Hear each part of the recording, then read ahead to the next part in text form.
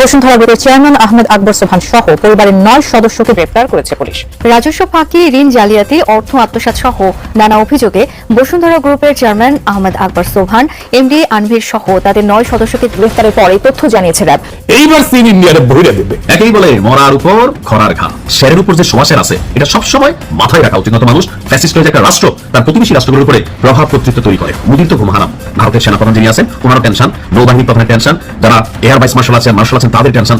ये क्या हो गया, कैसे हो गया? বাংলাদেশ সেনাবাহিনী দীর্ঘদিন পর এক সাহসী সিদ্ধান্ত নিয়েছে, কিন্তু তাতেই ভারতের ভিতরে জ্বালা শুরু হয়ে গেছে। তারা মনে করছে যে বাংলাদেশ সেনাবাহিনী কি তাহলে জুলাই আন্দোলনে কুষ্টিয়াতে ইউসুফ শেখ, উসামা, সুরুজ আলী বাবু সহ 6 জনকে হত্যায় মানবতা বিরোধী অপরাধে জাসদ নেতা হাসানুল হক ইনুর ফাঁসির আদেশ দিয়েছেন আদালত। গণভবনে শেখ হাসিনার সাথে বৈঠক করে হত্যাকাণ্ডে সহযোগিতা, উস্কানি সহ 8টি অভিযোগ তার বিরুদ্ধে। মানবতা বিরোধী অপরাধে এবং বাংলাদেশের জুলাই আগস্টে ছাত্র জনতাকে নির্বিচারে হত্যার দায়ে এবার সর্বোচ্চ শাস্তি ফাঁসি হতে যাচ্ছে এই হাসানুল হক ইনুর। এই বাংলার পতাকা নিয়ে শপথ করলাম, আওয়ামী লীগের 20 দাঁত ভেঙে দেব, ধানমন্ডি 32-এ সারা বাংলাদেশের সবচেয়ে বড় পাবলিক টয়লেট বানাবো, বাংলার 20 কোটি মানুষ সেই বাথরুমে পেশাব করবে। হাসনাত আবদুল্লাহর বিরুদ্ধে দুর্নীতির অভিযোগ। কালের কণ্ঠের এমন ভুরি ভুরি অভিযোগের তীব্র আলোচনা ও সমালোচনা শুরু হয়েছে ইতিমধ্যে। হাসনাত আবদুল্লাহর যে সকল বিষয়ে দুর্নীতির অভিযোগ তোলা হয়েছে সে সকল কাজে স্থানীয় পর্যায়ের নেতাকর্মীরা জানিয়েছেন এতে কোনো দুর্নীতি হয়নি।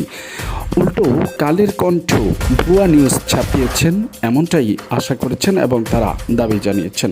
তারা মনে করেন যে বসুন্ধরা কোম্পানির বিরুদ্ধে হাসনাত আবদুল্লাহ যেই কথা বলেছেন এই কথার পর থেকে শুরু করে বসুন্ধরার আওতাধীন যতগুলো নিউজ প্রিন্ট মিডিয়া রয়েছে তারা এ সকল গুজব ছড়াচ্ছে। সে সকল গুজবের তীব্র নিন্দা ও প্রতিবাদ জানাচ্ছে এক শ্রেণীর মানুষ। তবে এরই মধ্যে খেপে গিয়েছে সেনাপ্রধান তার বক্তব্যের ভিতরে যা তুলে ধরলেন সেটি দেখলে মাথা খারাপ হওয়ার মতো। তারা হাসনাত আবদুল্লাহকে নিয়ে যে অপপ্রচার শুরু করেছে তাদের একটা বিষয় বোঝা উচিত, কালের কণ্ঠ তাদের নিজেদের যে পজিটিভ ইমেজ যতটুকু আছে তার চেয়ে বেশি অনেক অনেক অনেক বেশি বিশ্বাস বাংলাদেশের সাধারণ মানুষের হাসনাত আবদুল্লাহর প্রতি আছে। হাসনাত আবদুল্লাহ এনসিপির একজন নেতা বা এমপি, এর যে বড় হচ্ছে পরিচয় হচ্ছে সে তাকে সাধারণ অনেক মানুষ পছন্দ করে।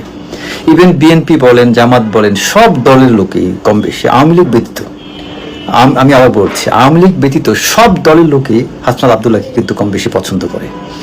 সো এরকম একজন চমৎকার ইমেজ এবং মানুষের আবেগকে যিনি জয় করতে পেরেছেন এমন একজন তরুণ নেতাকে নিয়ে কালের কণ্ঠ তার বিরুদ্ধে অপপ্রচার করে নিজেদের পায়ে নিজেরা কুড়াল মারছে। আপনি স্বাভাবিক চিন্তা করেন যে আপনি যদি এমন কাউকে নিয়ে এমন কোনো বিষয় নিয়ে কথা বলেন যে কথাটা একদমই কেউ গ্রহণ করবে না, তাতে কি হবে? আপনি তো মানুষের মধ্যে কথাটা রিসিভ করতে পারছেনই না, বিশ্বাস করতে পারছেন না, বরং আপনি ফালতু হয়ে যাচ্ছেন।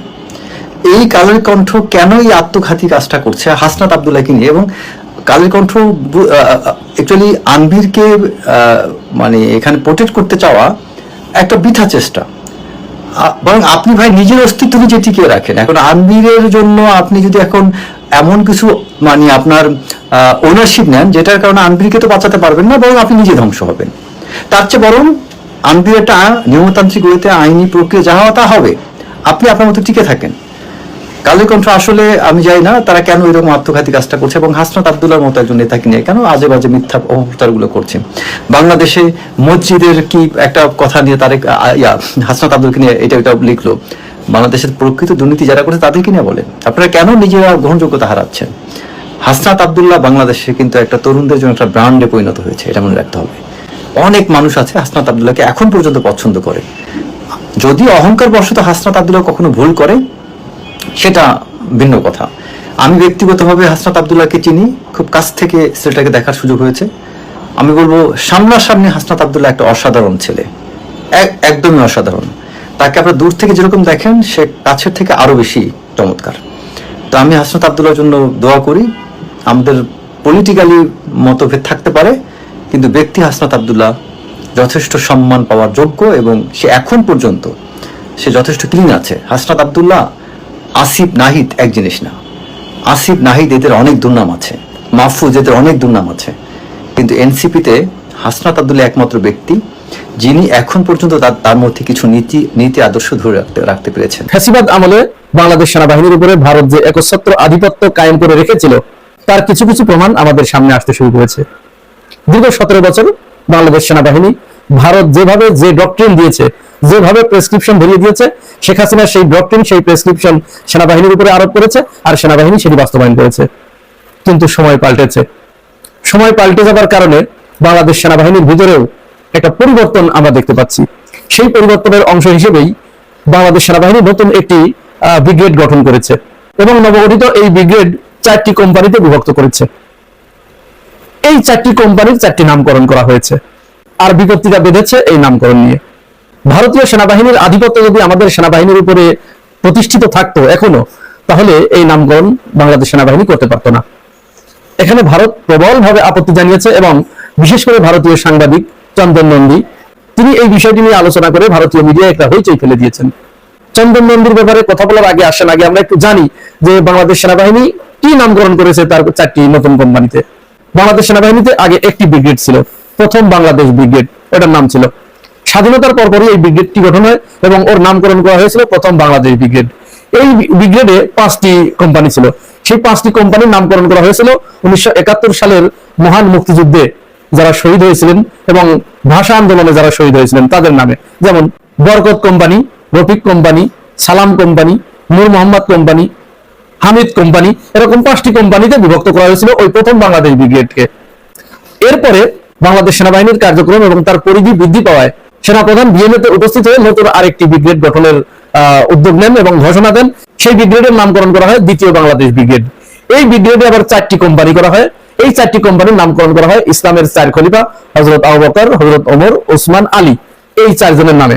অর্থাৎ Abu Bakr company, Omar company, Osman company, Ali company. এবং প্রস্তাবিত আরো 2টি নারী কোম্পানি করার ঘোষণা দেওয়া হয়েছে, সেটি এখনো চূড়ান্ত অনুমোদন দেওয়া হয়নি। যদি এই 2টি নারী কোম্পানি গঠিত হয় তাহলে এর নামকরণ করা হয়েছে ফাতিমা কোম্পানি এবং আয়েশা কোম্পানি। এই নামকরণের পরেই ভারতের পুচ্ছে আগুন লেগে গেছে। এমন আগুন লেগেছে চন্দন নন্দী রীতিমতো তিনি একটি কলাম লিখে ফেলেছেন। এরকম অবস্থা বাংলাদেশ সেনাবাহিনীতে, এই ধরনের মৌলবাদের উত্থান ঘটছে, তারা ইসলামাইজেশন করছে, তারা মৌলবাদের দিকে ঝুঁকে পড়েছে, তারা ইসলামপন্থীদের দ্বারা চরমভাবে দুর্বল হয়ে পড়েছে, ঘেরাও হয়ে গেছে, ইত্যাদি যত কথা বলা যায়। তারা ইসলামের নামে এখানে মৌলবাদ ঢুকিয়ে ফেলেছে, সেনাবাহিনীর ভিতরে মৌলবাদ ঢুকিয়ে ফেলেছে। এমনকি এই চন্দন নন্দী এটাও উল্লেখ করেছেন যে বাংলাদেশের সেনাবাহিনীর ইতিহাসে এবারই প্রথম কোন সেনাপ্রধান তিনি দাঁড়িয়ে রেখেছেন, অর্থাৎ আপনারা জানেন ওয়াকরুজ্জামান তিনি হজ করে এসে দাঁড়িয়ে রেখেছেন, এটা নিয়েও তিনি আলাপ করেছেন। এখন এই চন্দন নন্দীদের এত চলে কেন? বাংলাদেশ সেনাবাহিনী তার নামকরণ কি করবে, সে কোথায় কি করবে, এদের এত চলে কেন? এদের জেলার অন্যতম কারণ হচ্ছে এরা তো দীর্ঘদিন নিয়ন্ত্রণ করত, সেই নিয়ন্ত্রণ ভার যখন তাদের হাত থেকে ফসকে গেছে তখন এরা ওই যে অনেকে আপনার বিভিন্ন নিষিদ্ধ পল্লীতে যারা বৃদ্ধ হয়ে যায় তাদের কাছে যখন কোনো লোকজন আর যায় না, তখন তারা তাদের ওই পূর্বের ওই শান্তিটা কোথা থেকে পাবে? তখন তারা পথের উপরে পায়খানা করে রাখে যাতে মানুষ গালিগালাজ করে, ওই গালিগালাজ করলে তারা ওই সুখ অনুভব করে। এই চন্দন নন্দীদের অবস্থা হয়েছে এই চন্দন নন্দী কে ছিল? চন্দন নন্দীর বাবা, তিনি 1984 থেকে 1988 সাল পর্যন্ত বাংলাদেশে রয়ের স্টেশন চিফ হিসেবে তিনি দায়িত্ব পালন করেছেন এবং পৃথিবীর কুখ্যাত এই সংগঠনটি বাংলাদেশে ওই সময় থেকেই এমন কোন অপকর্ম নাই যা তারা করার চেষ্টা করছে না।